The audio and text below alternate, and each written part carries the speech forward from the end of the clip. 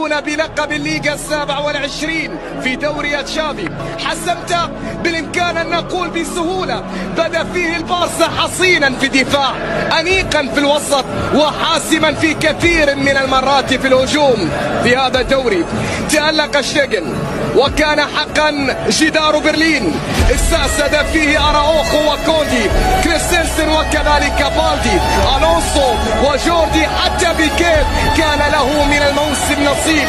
دوري استعاد فيه بوسكيتس شيئا من ذاك البريق في موسم الوداع. كان فرانكي همسة وصل المشتاقين، ونافس بدري بلوحاته الشر السمين.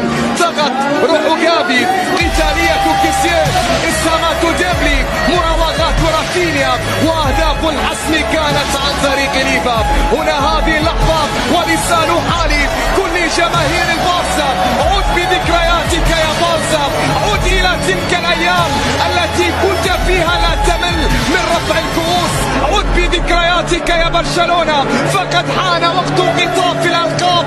استذكر تلك الأيام باحتفالاتها بلياليها الساحرة، فجماهيرك في كل مكان تستحق. نعم، جماهيرك في كل مكان تستحق.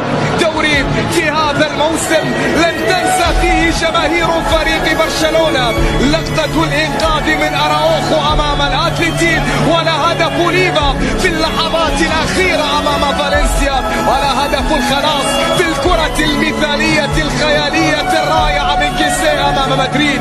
هذا هو فصل الليغا 27 للبارسا، وبالتالي انتظار فتح فصل جديد.